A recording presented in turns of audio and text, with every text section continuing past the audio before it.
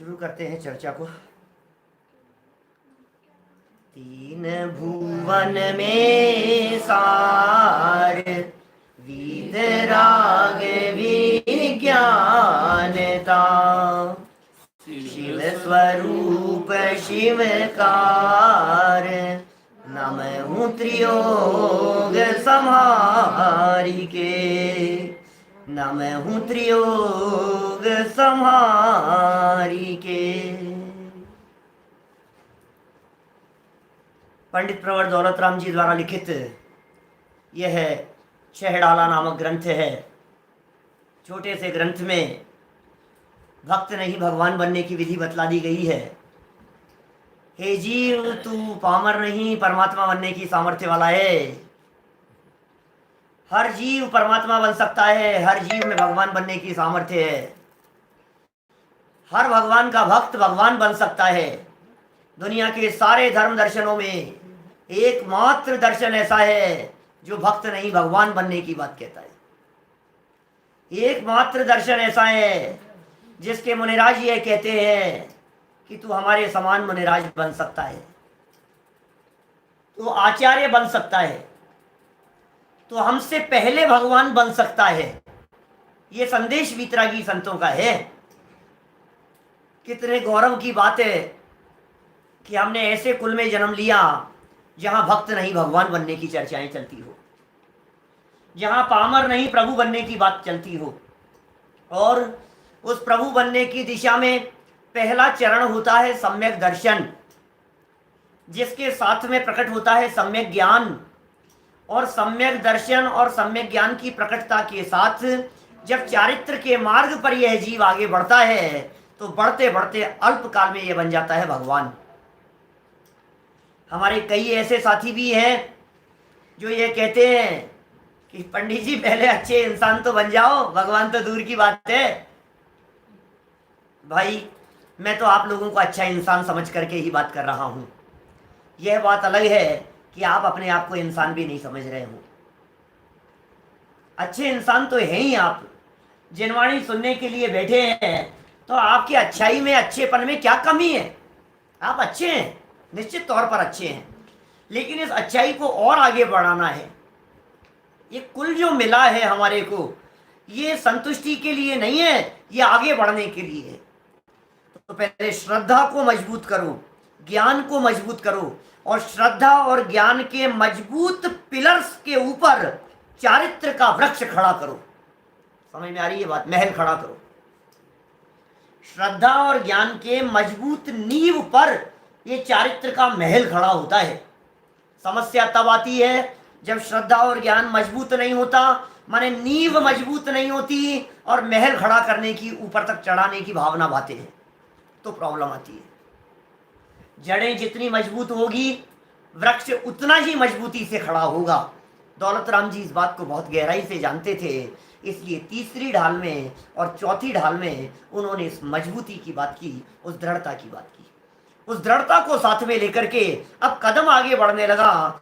पिछले कक्षा तक लगभग 12 कक्षाओं में, 13 कक्षाओं में हम 12 भावनाओं की चर्चा कर चुके हैं, वैराग्य की चर्चा कर चुके हैं, जीवन की दुर्लभता की चर्चा कर चुके हैं, संसार की असारता की बात कर चुके हैं। यह संसार असार है, इस संसार में सुख नहीं है, विषयों में सुख नहीं है, जीवन अत्यंत दुर्लभ है, शरीर और भोग ये दोनों ही त्याज्य हैं, अपनापन करने योग्य नहीं है, यहाँ तक कि राग भी अपनापन करने योग्य नहीं है। संवर निर्जरा ही उपादेय है। अत्यंत दुर्लभता से प्राप्त यह चीज कहीं हमारे हाथ में आती आती निकल न जाए, सावधान रहिए। तो ये सब वैराग्य में भावनाएं भाने के उपरांत अब हम सीधे यहाँ आ गए हैं मुनिराजों के पास में। हम तो मुनिराजों के दास अनुदास हैं, हम तो वीतरागी संतों के भक्त हैं, हम तो दिगंबर संतों के चरणों की धूल की बराबरी भी करने की सामर्थ्य सोच नहीं सकते। चरण नहीं, चरणों की धूल और उस धूल की बराबरी करने की हम अपने आप के बारे में सोच नहीं सकते। यहाँ मुनिराजों का प्रकरण छह डाला के आधार से प्रारंभ किया जा रहा है। छठी ढाल पूरी की पूरी मुनिराजों के जीवन के लिए, मुनिराजों के आचरण के लिए, मुनिराजों की महिमा के लिए, उनके ज्ञान के लिए, उनके वैराग्य, उनकी तपस्या, उनके ध्यान, उनकी साधना के लिए समर्पित है। पूरी छठी ढाल में मुनिराजों की महिमा का बखान होगा, पूरी छठी ढाल में मुनिराजों के गुणानुवाद की चर्चा होगी। हम मुनिराजों की चर्चा करेंगे, किसी व्यक्ति की चर्चा नहीं करेंगे, व्यक्तिवाद की बात नहीं करेंगे। मैं निवेदन करना चाहता हूं हमारे साथियों से, जो लोग लाइव सुन रहे हैं, आप व्यक्तिगत प्रश्न न करें, हम सिर्फ यहाँ स्वरूप की चर्चा कर रहे हैं। जैसा स्वरूप बतलाया है हम उस स्वरूप को जान रहे हैं। हमारा उद्देश्य इस स्वरूप को जानने का एकमात्र इतना है कि हमें यदि दिगंबर मुनि बनने का अवसर मिले, जो कि हर श्रावक की भावना होनी चाहिए, तो कैसा मुनि होता है, मुनि कैसे हुआ जाता है, मुनि बनने के लिए क्या क्या बातें होनी चाहिए अपने जीवन में, उसकी चर्चा हम यहाँ करेंगे। ठीक है ना? तो कैसे होते हैं हमारे महामुनिराज, कैसा होता है हमारे महामुनिराजों का जीवन, कैसे होते हैं दिगंबर संत। मैं निवेदन करना चाहता हूं, दिगंबर संतों की इस चर्चा को पढ़ करके, इस चर्चा को सुन करके किसी भी मुनिराज को टारगेट नहीं करें, किसी भी मुनिराज पर उंगली ना उठावें, किसी की निंदा नहीं, किसी की आलोचना नहीं। हम किसी की निंदा नहीं करते, हम किसी की आलोचना नहीं करते, हम देव शास्त्र गुरु के स्वरूप की चर्चा कर रहे हैं। सच्चे देव, सच्चे शास्त्र और सच्चे गुरु, इन देव शास्त्र गुरु की सच्ची श्रद्धा से सम्यक दर्शन उत्पन्न होता है, इसलिए श्रद्धा का सवाल है। शुरू करें छठी ढाल को। मुनिराज दिगंबर संत, अरे अरे दिगंबर संत कैसे होते हैं भाई साहब? दिगंबर संत वे होते हैं जिन्हें चलते फिरते सिद्ध कहा जाता है।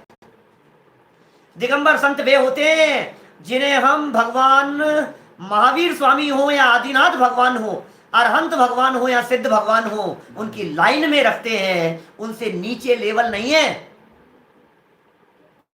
मैं आप लोगों से बात करना चाहता हूं, ये दिगंबर संत का मतलब जानते हैं आप क्या है? दिगंबर मुनिराज क्या होते हैं, क्या चीज है दिगंबर मुनिराज?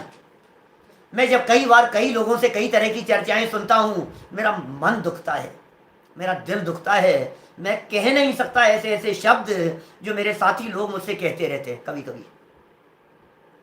मुनिराजों की निंदा में नहीं, अपने आप की प्रशंसा में। ऐसे साथी मिलते हैं, अरे वो महाराज वो तो दोस्त है हमारे, तो हमारे उनसे, उनका तो हमारा तो बिल्कुल ऐसा घर जैसा है, बिल्कुल उन्होंने घर छोड़ दिया है, वो भगवान जैसे है, तो अपने आप को उनका दोस्त कहता है। ऐसी ऐसी बातें करते हैं लोग। अरे वो महाराज के साथ तो अपन कहो जो बात करें, महाराज नहीं है ना। नहीं, अभी ये देखो, मैं ये बात कहना चाह रहा हूं, मुनिराज क्या हैं समझना आप, और हम क्या हैं। हम मुनिराजों की तुलना में कुछ नहीं है, लेकिन कोई व्यक्ति यदि अपने आप को ये समझता है वो तो हमारे दोस्त हैं, वो तो हमारे साथी हैं, अरे उनसे तो हमारा बिल्कुल ऐसा घनिष्ठता है, आप बहुत बड़ी गलतफहमी में हैं। मुनिराज वे होते हैं जो अरहंत भगवान, सिद्ध भगवान की कैटेगरी वाले हैं। घबराना नहीं। दिन में जितनी बार नमोकार मंत्र बोलते हैं, एक बार भी ज्यादा सिद्ध भगवान को याद नहीं करते आप। दिन भर में जितनी बार आप भगवान को याद करते हैं नमोकार मंत्र बोल करके, आप एक भी बार मुनिराजों से ज्यादा याद नहीं करते अनंत भगवान को। ये वे हैं हमारे मुनिराज। नमो अरिहंताणम, नमो सिद्धाणम, नमो आर्याणम, नमो वज्रायणम, नमो लोहे सव्यसाहुणम। एक लाइन में, एक स्वर में पांचों परमेष्ठियों को एक लाइन में रख दिया हमने। इसका मतलब हमारी श्रद्धा का विषय, हमारे आदर्श के रूप में इन पंच परमेष्ठियों में से हम भेद नहीं डालते। यह बात अलग है कि दो देव हैं और तीन गुरु हैं। दो तो देव हैं, अरहंत और सिद्ध तो देव हैं, आचार्य उपाध्याय और साधु ये गुरु हैं, ये बात अलग है, इट डजंट मैटर। लेकिन फिर भी उसके बावजूद भी हम ये बात कहना चाहते हैं कि भाई वो मुनिराज जिनको हम अरहंत भगवान की श्रेणी में रख रहे हैं, वे मुनिराज जिनको हम चलते फिरते हुए सिद्ध कह रहे हैं, वे कैसे हैं हमारे मुनिराज? कैसी है उनकी जीवनचर्या, क्या है उनके मूल गुण? दौलत राम जी की लेखनी से हम यहाँ पढ़ रहे हैं। मेरे मन से एक बात भी नहीं कहूंगा, जो लिखा है सो ही बात पढ़ूंगा। किताबें आपके सामने, चाहे जहां से छपी हो, चाहे जहां से प्रकाशित हुई हो, लाइनें वहीं की है, वहीं की लाइनों से चर्चा करेंगे। ठीक है, छठी ढाल हरि गीत नाम का छंद है। पहले छंद में महाव्रतों में से 4 महाव्रतों की चर्चा की है। आप जानते हैं महाव्रत हमारे मुनिराज के 28 मूल गुण हैं। उन 28 मूल गुणों में से सब होते हैं, सारे के सारे होंगे, एक भी कम नहीं होगा, ध्यान देना। पूरे के पूरे 28 होंगे मुनिराजों के। 5 महाव्रत याद कर लीजिए, जो नए लोग हों वे याद कर लीजिए। 5 महाव्रत, 5 समिति, 5 इंद्रिय विजय, 15 हो गए। 5 महाव्रत, 5 समिति और 5 इंद्रिय विजय, 15 हो गए। 6 आवश्यक हैं, उनके जीवन में कुछ आवश्यक क्रियाएं होती है, 21 हो गए। और 7 शेष गुण कहलाते हैं। इन सब की चर्चा एक एक लाइन में दौलत राम जी यहां करने वाले हैं। मैं एक बात और, महाव्रतों की चर्चा प्रारंभ कर रहा हूं यहां से। मैं आपसे पूछना चाहता हूं, 5 पाप में से कौन सा पाप करने लायक है और कौन सा नहीं है? कोई भी नहीं। 5 पापों में से कोई भी करने लायक नहीं है। ध्यान रखना क्या जवाब दे रहे हो आप लोग। हिंसा, झूठ, चोरी, कुशील, परिग्रह, कौन सा पाप ज्यादा बड़ा पाप है और कौन सा छोटा पाप है? कोई बंटवारा नहीं, 5 पाप पाप है ना, करने लायक तो कोई नहीं है ना। फिर भी पता नहीं हमारे दिमाग और दिलो दिमाग किस तरह से काम करते हैं। हम हिंसा को तो बड़ा पाप समझते हैं, झूठ बोलने को उतना बड़ा पाप नहीं समझते। सोचना जरा एक बार गंभीरता से, मैं क्या कहना चाह रहा हूं आपको। एक चींटी मर जाए यदि आपके माध्यम से तो शायद आप तिलमिला उठेंगे, लेकिन दिन भर में कितनी बार झूठ आपकी जबान से निकलता होगा तो आपको कोई फर्क ही नहीं पड़ता झूठ में क्या है। पॉइंट समझने की कोशिश करना। 5 पापों की बात कर रहा हूं मैं, सब बराबरी के पाप हैं, 5 पाप। और उन 5 पापों का पूरी तरह से त्याग जहां होता है, 100% जहां त्याग होता है, वे होते हैं हमारे महाव्रती मुनिराज। 5 पापों का आंशिक त्याग होता है गृहस्थ के जीवन में, अणुव्रतियों के जीवन में, पंचम गुणस्थान व्रतियों के जीवन में, प्रतिमाधारियों के जीवन में 5 पापों का आंशिक त्याग होता है। और 5 पापों का अस्तित्व जिनके जीवन में नहीं दिखाई देवे, वे है हमारे महामुनिराज। हिंसा नहीं, झूठ नहीं, चोरी नहीं, कुशील नहीं, परिग्रह नहीं, ये 5 पाप का पूरी तरह से त्याग है जिनके जीवन में, वे मुनिराज है। देखें जरा उनके अहिंसा महाव्रत को, देखें जरा कैसा होता है। मुनिराजों की अहिंसा किस प्रकार की होती है, हम किसे अहिंसा समझते हैं और मुनिराजों की अहिंसा क्या है। उनका सत्य महाव्रत क्या है, उनका आचौर्य महाव्रत क्या है, उनका ब्रह्मचर्य महाव्रत क्या है। मैं बात करूंगा आपसे एक एक के बारे में। बोल ले, पहले पंक्तियां बोलते हैं फिर बात करेंगे आपसे धीरे धीरे। षटकाय जीवन हननते सब विधि दरव हिंसा टरी, रागादि भाव निवारिते हिंसान भावित अवतरी, जिनके नलेश वशान जल मण बिना 8 10 सहस विधिशील धर, चिद ब्रह्म में नित रमि रहे। कैसे हैं हमारे महामुनिराज, महाव्रतों के धारी हैं। हिंसा का अस्तित्व जिनके जीवन में नहीं, झूठ जिनके जीवन में देखा नहीं जा सकता है, चोरी कुशील और परिग्रह जिन मुनिराज के पास में रंच मात्र भी नहीं है, वे हमारे महामुनिराज। क्या लाइन कही है? पहली लाइन, अहिंसा महाव्रत के स्वरूप को बतलाने के लिए 2 लाइनें दी हैं। अहिंसा क्या होती है?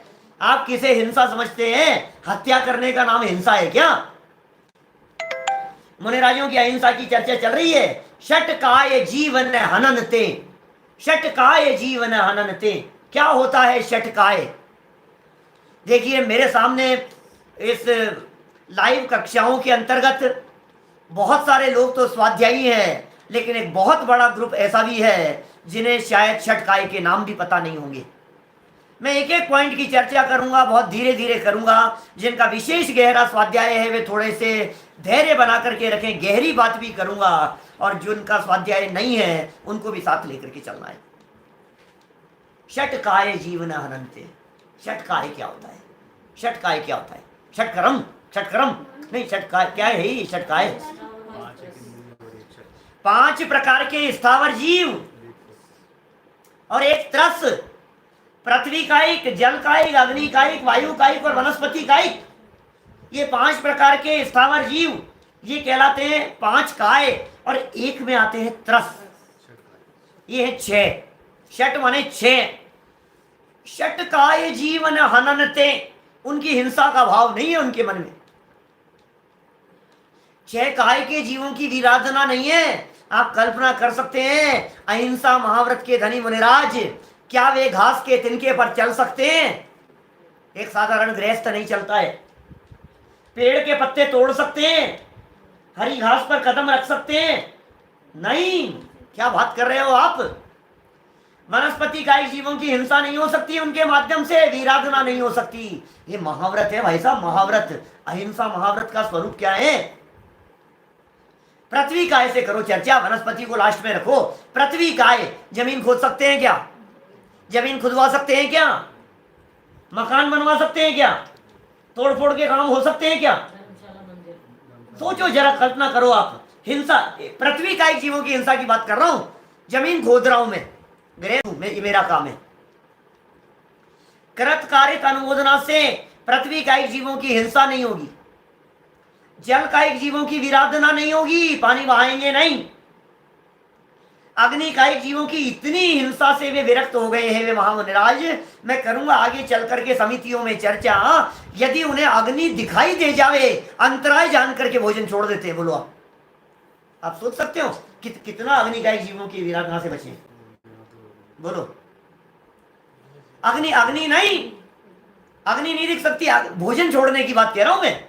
आहार चर्या के दौरान यदि उन्हें आंच दिख जाए, गैस जलती हुई दिख जावे, यदि उन्हें समझ लीजिए धुआं ज्यादा उठता हुआ दिख जावे तो खत्म है। और क्या है? रोता हुआ यदि कोई दिख जावे तो क्या होगा? ऐसे भोजन चर्या की बात कर रहा हूं, आहार चर्या के अंतर्गत की बात है। इतनी विराधना से वे विरक्त हैं। पृथ्वी कायिक, जल कायिक, अग्नि कायिक, ठीक है, वायु कायिक जीवों की विराधना से बचे हुए हैं और वनस्पति कायिक जीवों की विराधना से बचे हुए हैं। 5 स्थावर जीव, त्रस जीवों की हिंसा नहीं हो सकती। आप सोचिए उनकी एक एक प्रवृत्ति के बारे में सोचिए। पीछे से क्यों पहुंच करके धूप से छाया में आते हैं? कल्पना करो आप, पीछे से क्यों पूछते हैं? धूप से आते हैं तो छाया में क्यों, और छाया में से धूप में आते हैं तो उसे क्यों? क्या सिर्फ मुझे सुनता रहे बेटा, मेरे को सुन पूरी बात है ना, बोलो नहीं। मैं जो बात कह रहा हूं, माने वो मुनिराज धूप में जिंदा रहने वाले जो जीव हैं, वे जीव यदि छाया में चले जाएंगे तो वे मर जाएंगे। छाया में जिंदा रहने वाले जो जीव हैं, वे यदि धूप में आ जाएंगे तो मर जाएंगे। बोलो। पीछे से पहुंच करके आपको लगता होगा यार ये क्या नाटक चलता रहता है इन मुनिराजों का, ये क्या करते? अरे भाई साहब, ये चर्या है उनकी, क्या ये अहिंसा महाव्रत का पालन है उनका, ये लाइफ स्टाइल है उनकी। 6 काय के जीवों की विराधना से बचे हुए हैं। चींटियां, मक्खी, मच्छर, दंत मशक उनके यदि काटते हो, गुड नाइट नहीं लगता है, नहीं लग सकता है। मच्छरों की विराधना नहीं हो सकती है। हाँ, कितना ब्लड दिख जाए, खून दिख जाए, उंगली कटी हुई दिख जाए, अंतराय मान लेते हैं। ऐसा है, अहिंसा महाव्रत के धनी है। त्रस जीवों की विराधना नहीं। त्रस तो बहुत बड़ी चीज हो गई, त्रस जीवों से विरक्ति तो औरों को भी होती है, लेकिन यहाँ कह रहे हैं 6 काय के जीवों की विराधना से रहित है महाव्रती मुनिराज की चर्चा चल रही है। सुनो, इनमें हम भी कहीं आते हैं क्या? हमारा भी नंबर कहीं आता है क्या? हमारा मतलब अपने आप का।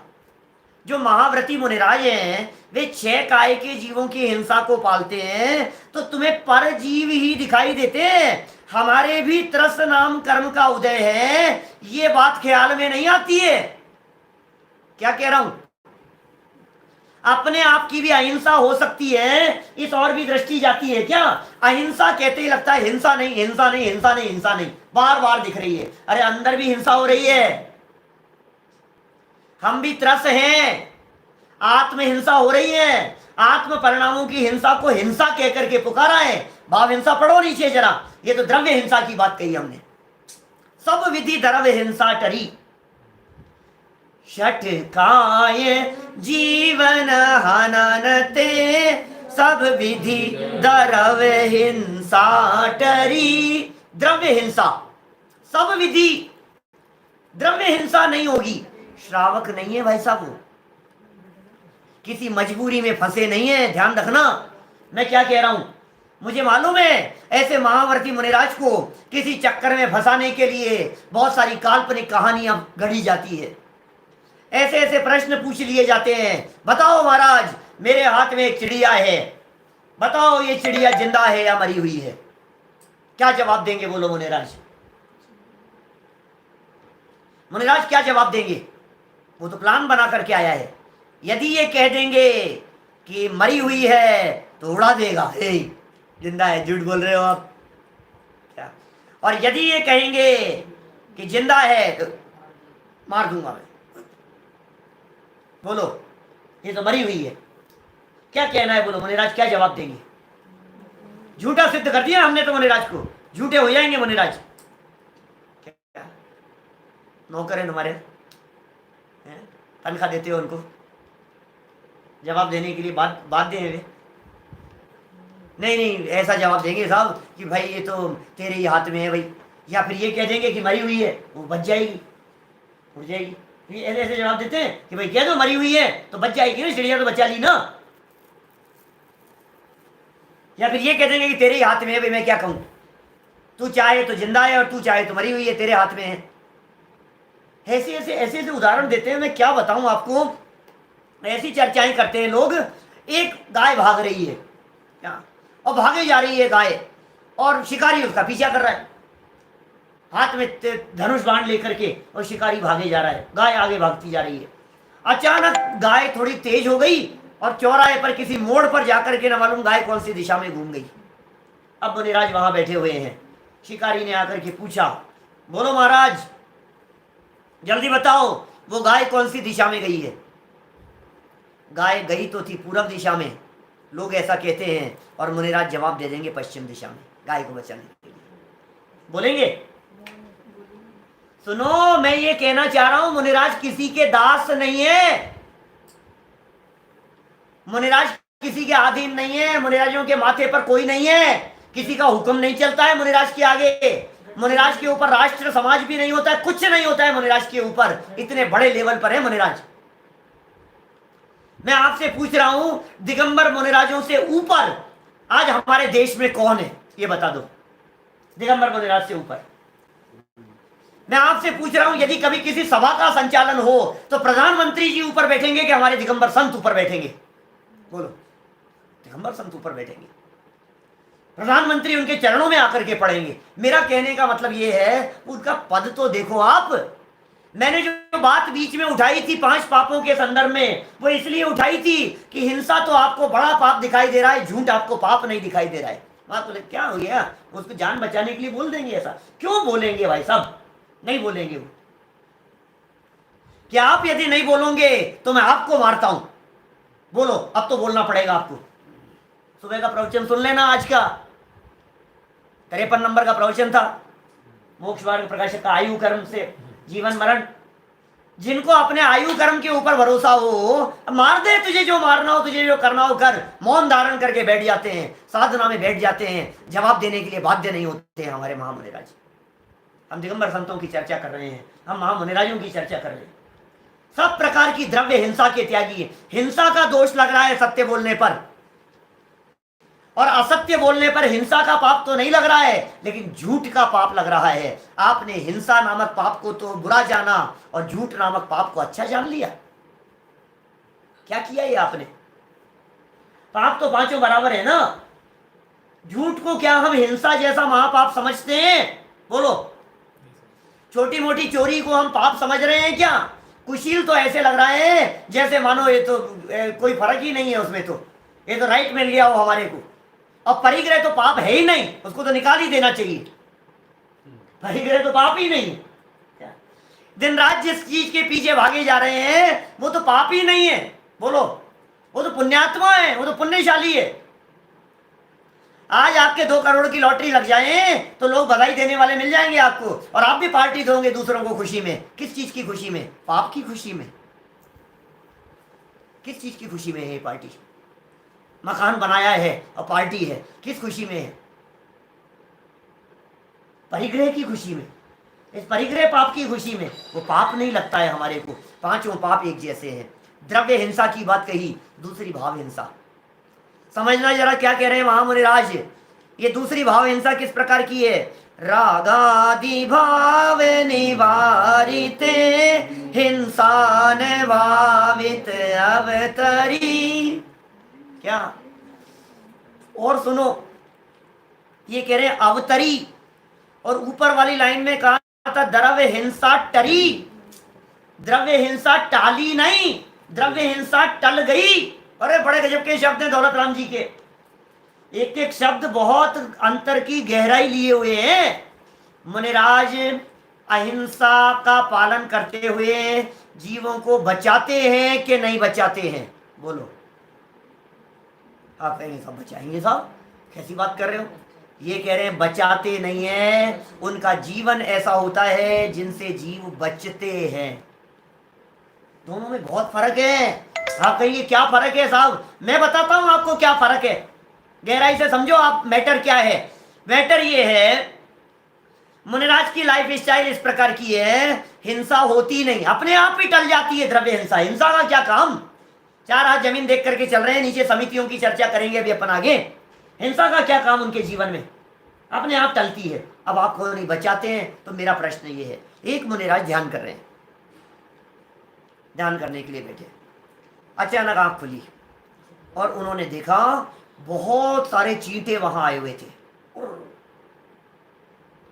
और इतने में क्या हुआ, एक चिड़िया ऊपर से आई और वहां बैठ करके उन चींटों को खाने लगी।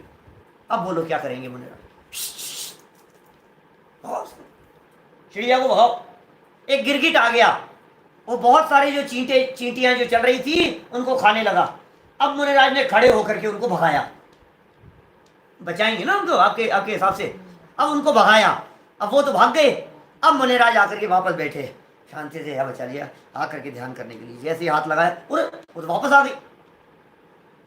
ये तो गिरगिट दौड़ता हुआ वापस आ गया। अब क्या करें? फिर उठ करके भगाएं, और फिर वो भाग गई, आकर के बैठे, फिर वो आ जाए। क्या करेंगे बताओ मुझे, क्या करेंगे? मैं आपसे पूछना चाह रहा हूं, बचाएं? बचाएंगे नहीं बचाएं? रोजाना होता है, रोजाना दिन भर ऐसे प्रसंग बनते हैं, किस किस को बचाएंगे? अरे साहब अपने सामने हिंसा होते हुए देखेंगे, अरे मुनिराजों का जीवन शांत भाव से देखते हैं, सहज ज्ञाता दृष्टा भाव से। हाँ, अपने जीवन में ऐसी कोई क्रिया नहीं होगी। बहन तो इतने उत्कृष्ट क्रिया बतला दी कि वो धूप से छाया में जाएंगे तो पीछे से अपने शरीर को पहुंच करके जाएंगे। इससे ज्यादा उत्कृष्ट अहिंसा का पालन और क्या हो सकता है? अपने शरीर के माध्यम से किसी जीव की वीराधना नहीं होगी, इतना वे सावधान रहेंगे। लेकिन एक एक को बचाने में लग जाओ, फिर तो एक एक जीव को, इसको बचाओ, उसको बचाओ, उसकी सुरक्षा के लिए, इसकी सुरक्षा के लिए। क्या बात कर रहे हो आप? दूसरों की सुरक्षा में अपनी हत्या हो जाती है, इसका नाम है भाव हिंसा। अपनी हत्या क्या होती है? रागादि भाव निवारिते हिंसा ने भावित अवतरी। रागादि भावों का निवारण हो जाने से, राग नहीं है, द्वेष नहीं है, काम नहीं है, क्रोध नहीं है, गुस्सा नहीं है, नाराजगी नहीं है, ये भाव हिंसा नहीं है। अहिंसा महाव्रत के धनी की बात चल रही है भैया। आपसे प्रेम नहीं करेंगे, समझ लेना आप। द्वेष नहीं कर सकते हैं आपसे, दुश्मनी नहीं निकाल सकते हैं, देख लूंगा मैं। भाव हिंसा कैसे कर सकते हैं? राग का काम नहीं है, द्वेष का काम नहीं है, गुस्से का काम नहीं है, नाराजगी का काम नहीं है, लड़ाई झगड़े का काम नहीं है, विवादों का काम नहीं है। अहिंसा महाव्रत है उनके जीवन में। एक अंग गया तो सब चले गए। मूल गुणों की बात कर रहे हैं हम। सम्यक दृष्टि के जीवन में 8 अंग गए हैं, 8 में से एक चला गया तो वो सम्यक दर्शन नहीं है। मुनिराजों के जीवन में 28 हैं, 5 महाव्रत हैं, 5 में से चर्चा हुई है भी एक की भी आदि हुई है। रागादि भाव निवारते, भाव ही निकल गया है। राग का भाव नहीं आता, प्रेम का भाव नहीं आता, सबके प्रति अपनेपन का भाव नहीं आता, लाग लपेट का भाव नहीं आता। इनको जोड़ लो, इनको समझ लीजिए, कोई चक्कर नहीं है किसी तरह का। रागादि भाव निवारिते हिंसा ने भावित, भाव हिंसा अवतरी, भाव हिंसा भी उनके जीवन में नहीं होती है। अहिंसा हो गई मुनिराजों के संदर्भ में। सत्य महाव्रत की तरफ बढ़े आगे। सच बोलने वाले हमारे महामुनिराज कैसे होते हैं? जिनके न लेश मृषा न जल मृण बिना दियो गहे। अरे दो दो एक साथ ले लिए एक ही लाइन में। जिनके न लेश मृषा, मृषा माने है झूठ, जिनके लेश मात्र भी झूठ नहीं है। ओहो, अरे भाई थोड़ा बहुत तो चलता है, अरे तो घुमा फिरा नहीं चलता भाई साहब। थोड़ा बहुत चले तो वो गृहस्थ हो जाए। झूठ क्यों बोलेंगे हम? सीधी सरल सी बात करते हैं। और यदि झूठ की यदि मैं चर्चा करूं आपसे, शास्त्र उठा करके देखें, सत्य धर्म के प्रकरण को आधार बना करके यदि मैं आपके बीच में चर्चा करूं, तो सच कह रहा हूं आपके पैरों के नीचे से जमीन खिसक जाए। ऐसी ऐसी चर्चाएं की है। जानते हैं आप सत्य किसे कहते हैं? सत्य महाव्रत सत्य किसे कहते हैं? ऐसा सत्य जो सत्य दिल दुखाने वाला हो, वो सत्य सत्य नहीं है। क्या झूठ की श्रेणी में चला जाता है? कठोर वचनों को झूठ कहते हैं। कठोर वचन नहीं होते, कड़क शब्दों में बात नहीं होती, नीचा दिखाने के लिए, गिराने के लिए, कुछ भी दो टूक ऐसे खींच कर ऐसी बात नहीं होती भाई साहब। सत्य वचन की आएगी भी चर्चा। भाषा समिति की चर्चा करेंगे, कल तक चर्चा करेंगे आगे। भाषा समिति है मुनिराज के जीवन में, हित मित प्रिय वचन बोलते हैं वो। तो यहाँ कह रहे हैं सत्य, लेश मात्र भी असत्य जिनके जीवन में बचा नहीं है। झूठ बोलने का क्या काम? क्यों बोलेंगे? किससे बोलेंगे? किस लिए बोलेंगे? बोलो, किस प्रयोजन से झूठ बोले? एक आध कारण तो बताओ मेरे को। रोटी खाने के लिए है? क्या बात कर रहा है? तो इसको अपना बनाने के लिए, इससे दुश्मनी निकालने, किस लिए? बात तो बताओ मुझे। ये हमारे अपने हैं, ये पराए हैं, पैसे के लिए, दान इकट्ठा करने के लिए। बोलो किस लिए झूठ बोले? कारण तो बताओ मुझे। जब वे सर्व प्रपंचों से दूर रहने की भावना बातें हैं, तो फिर झूठ उनके जीवन में हो नहीं सकता। लेश मृषा न, जिनके न लेश मृषा, मृषा माने होता है झूठ, लेश माने होता है थोड़ा बहुत भी। और आचौर्य कैसा है? ना जल, और मृण माने होता है मिट्टी, जल माने होता है पानी, बिना दियो गहे। अरे बिना दिए हुए जल और मिट्टी भी ग्रहण नहीं करते। आपको ध्यान होगा लगभग 15 दिन पहले की क्लास में हमने चौथी ढाल में चर्चा करते समय, चौथी ढाल के अंतिम छंदों में श्रावक की चर्चा करते समय, व्रती श्रावक की बात बतलाते समय यह कहा था कि जल और मिट्टी के बिना कुछ भी नहीं लेता है। इसका मतलब श्रावक बिना दिए हुए जल ले सकता है, बिना दिए हुए मिट्टी ले सकता है। सार्वजनिक स्थानों की श्रावक की बात है, थोड़ी बहुत ले ली, कुछ भी कर लिया, ऐसा। जल और मिट्टी दो चीजें। मुनिराज तो जल और मिट्टी भी नहीं लेते बिना दिए हुए। एक बार जल ग्रहण करते हैं आहार चर्या के समय, और सुनो, एक बार जल ग्रहण करते हैं और उसी समय शौच के लिए कमंडल में जल लेकर के चले जाते हैं। 24 घंटे की मर्यादा वाला उबला हुआ जल। क्या वो भी ऐसे ही वही? तो जल और मिट्टी भी हूं बिना दियो गहे, बिना दिए हुए ग्रहण ना करें। जल और मिट्टी भी बिना दिए हुए ग्रहण नहीं करते। अचौर्य हो गया, चोरी का दोष लगता है भाई साहब। क्या कह रहे हैं?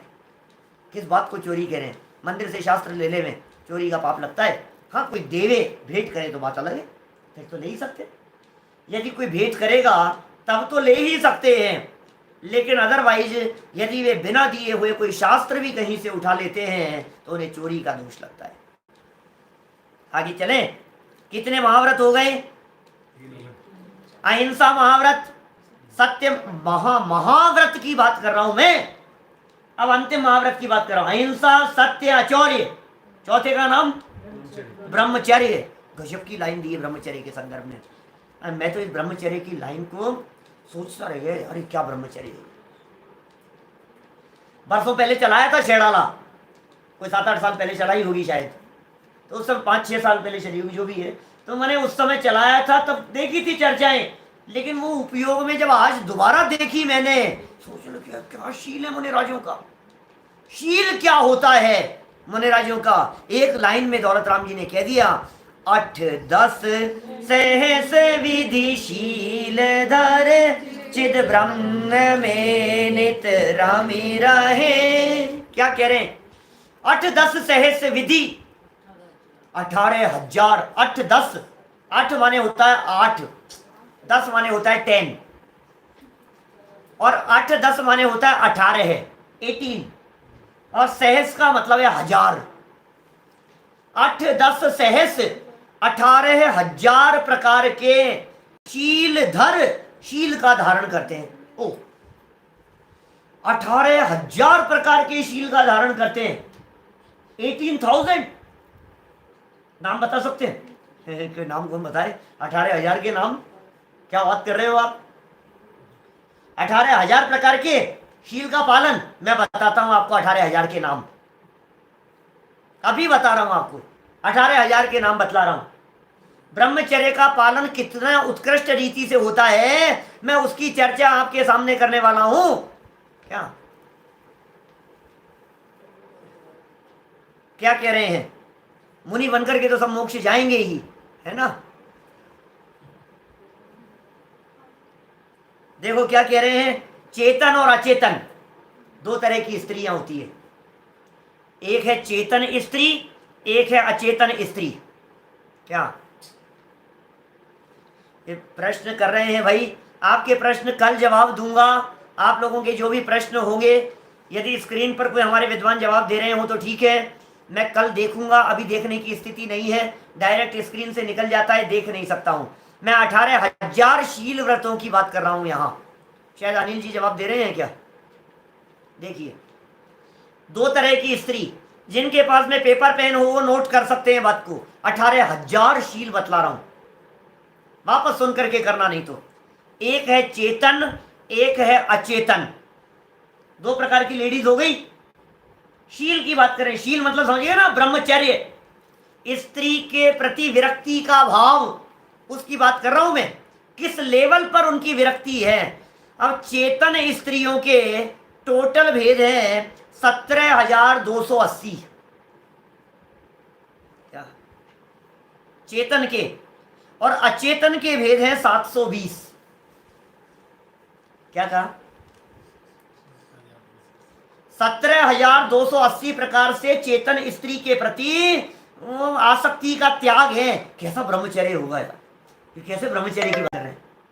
ये कौन सा ब्रह्मचर्य, कहां चलेगा, कैसे चलेगा भाई साहब? सुनो सुनो, बात बता रहे हैं, सुनो तो सही। अभी 17,280 सुनाता हूं चेतन स्त्रियों के। सबसे पहले तो 3 स्त्रियां समझना। एक मनुष्यनी स्त्री, मनुष्यों में। दूसरा है देवी, देवी। और तीसरा है त्रियंचनी, कुतिया आदि है, समझ लो आप ऐसा। गाय है, कुतिया है, फीमेल है, जो भी पशुओं में, तो 3 प्रकार की हो गई। अब इन 3 प्रकार की स्त्रियों का मनुष्यनी, त्रियंचनी और देवी, इन 3 प्रकार की स्त्रियों का मन, वचन और काय से त्याग। बराबर? मन से नहीं, वचन से नहीं और काय से नहीं। काय से छुएंगे नहीं, हाथ पकड़ सकते नहीं, जवान से उनको आकर्षित करेंगे नहीं, और मन में उनका विचार करेंगे नहीं। तो मन, वचन और काय 3 हो गए। 3 प्रकार की स्त्रियां और मन, वचन, काय से तो 9 प्रकार बन गए। 3 गुना 3। मन से किसी लेडीज को, वचन से और काय से 3 हो गए। मन से किसी त्रियंचनी को, वचन से किसी त्रियंचनी को और काय से किसी त्रियंचनी को। मन से किसी देवी को, वचन से और काय से 9 हो गए। अब कह रहे कृत से, कारित से और अनुमोदना से, ये 3 से और मल्टीप्लाई करो। भोग करे नहीं, करवावे नहीं, और करते हुए की अनुमोदना करे नहीं। समझ में आ रही है बात? मैंने कभी त्रियंच को देखा, कुत्ते कुत्ती को देखा, अनुमोदना कर, देखो देखो बंदर को देखा, बंदर ऐसे देख करके अनुमोदना नहीं, भाई साहब नहीं हो सकता। किसी भी प्रकार से नहीं हो सकता। 3 से और मल्टीप्लाई करो, तो 9 को 3 से मल्टीप्लाई करो तो हो जाएंगे 27। क्या 27 हो गए? फिर कह रहे हैं इन 27 को द्रव्य से भी नहीं और भाव से भी नहीं, 2 से मल्टीप्लाई करो तो हो गए 54। अब ये जब 54 हो गए तो इन 54 को स्पर्शन इंद्रिय से नहीं, रसना इंद्रिय से नहीं, घ्राण इंद्रिय से नहीं, चक्षु इंद्रिय से नहीं और कर्ण इंद्रिय से नहीं। 54 मल्टीप्लाई बाई 5, पांचों इंद्रियां, तो कितने हो गए? 270। 270 हो गए। फिर कह रहे हैं अब ये जो 270 हो गए ना, 270 तो कहां हो गए थे? पांच इंद्रियों से इनसे हो गए 270 हो गए क्या? ज्यादा हो गए? देखो देखो एक सेकेंड, 27 दूनी 54, 54 इंटू 5, 54 इंटू 5 तो 270 हो गए बराबर। अब 270 हो गए तो कह रहे हैं 4 प्रकार की संज्ञाओं से त्याग, आहार भय मैथुन परिग्रह, 4 प्रकार की संज्ञाओं से इनका त्याग, तो हो गए 1080। 270 को 4 से मल्टीप्लाई किया 1080 हो गए और कहा 16 प्रकार की कषायों से उनका त्याग। 1080 को 16 से मल्टीप्लाई करो तो 17,280। ये चेतन स्त्री का मन वचन काय कृत कार्य अनुमोदना द्रव्य से भाव से सब प्रकार से उनसे विरक्ति हो गई ये चेतन। अब अचेतन की बात करो, अचेतन स्त्री में तो बोले अचेतन स्त्री के 3 भेद किए। फिर अचेतन के कितने भेद करने? 720 करने। अचेतन के 3 भेद किए, काष्ठ की माने लकड़ी की स्त्रियां बनी हुई, पाषाण की बनी हुई और एक चित्र बने हुए।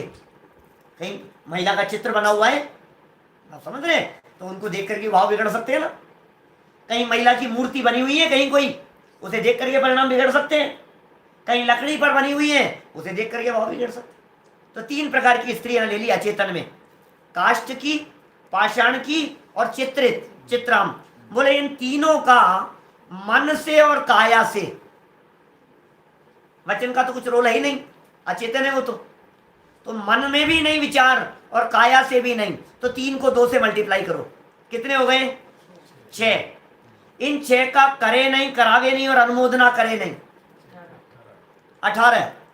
फिर कह रहे हैं द्रव्य से और भाव से 36। फिर कह रहे हैं 5 इंद्रियों से,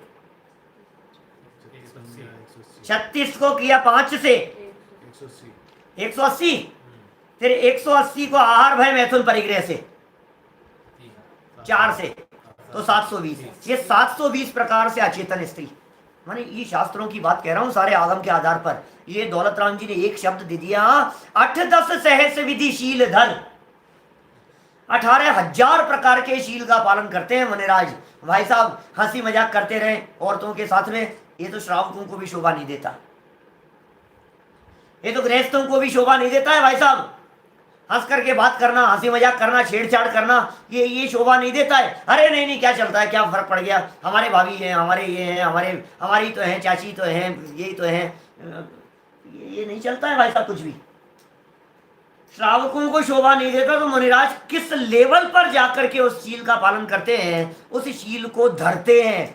बोले ये तो व्यवहार शील की बात कही है, असली शील तो अंदर में होता है, असली अहिंसा अंदर में होती है, असली सत्य अंदर में होता है, असली अचौर्य अंदर में होता है, असली ब्रह्मचर्य अंदर में होता है। उसको भी दौलत राम जी भूले नहीं। चिद ब्रह्म में नित रमी रहे, बाहरी स्त्री में नहीं रमते तो कहाँ रमते हैं? चिद ब्रह्म में रमते हैं, चैतन्य ब्रह्म में रमते हैं, अपने अंदर में रमते हैं, आत्म स्वरूप में रमण करते हैं। चिद ब्रह्म में नित, नित माने रोजाना, हमेशा, और रमी रहे, रमण करते रहते हैं अपने अंदर में, अपने अंदर की हस्ती की मस्ती में झूमते हैं। भोगों के प्रति जिनका रस टूट गया है, विषयों के प्रति जिनकी आसक्ति टूट गई है, ऐसे होते हैं हमारे महामुनिराज। भाई साहब ऐसा जीवन होता है, इसलिए चक्रवर्ती आकर के चरणों में मुकुट धरता है। ऐसा जीवन होता है। इसलिए राष्ट्रपति और प्रधानमंत्री आकर के उनके चरणों में आकर के ढोक लगाते हैं, उनसे आशीर्वाद लेकर के जाने की सोचते हैं। सौधर्म इंद्र जिनके जय जयकार करता हुआ नीचे दौड़ा चला आता है, दुम हिलाता हुआ आकर के खड़ा हो जाए जिनके सामने, वे हैं हमारे महामुनिराज। सिद्धों की श्रेणी में आने वाला जिनका नाम है, जग के उन सब मुनिराजों को मेरा नम्र प्रणाम है। अरे भाई, ऐसे हमारे समस्त मुनिराज इस पूरे 2.5 द्वीप में जहां जहां विराजमान है, 3 कम 9 करोड़ महामुनिराज, उन सब के चरणों में भावपूर्वक वंदन करते हुए, इन सर्व महाव्रतधारी मुनिराजों के चरणों में मैं भावपूर्वक वंदन करते हुए आज की बात को यहीं विराम देता हूं। आगे के दिनों में लगातार यही चर्चा चलनी है, मुनिराजों के जीवन के संदर्भ में चलनी है। व्यक्तिगत प्रश्न निवेदन है मेरे से ना करें, जो आप लोगों के प्रश्न आए होंगे आगम सम्मत जरूर उनका देने का मैं प्रयास करूंगा। अभी की बात को यहीं विराम देता हूं। जय। शुद्ध स्वरूपी अविनाशी हूँ आत्म स्वरूप, सहजानंदी शुद्ध स्वरूपी अविनाशी हूँ आत्म स्वरूप, सहजानंदी शुद्ध स्वरूपी अविनाशी हूँ आत्म स्वरूप।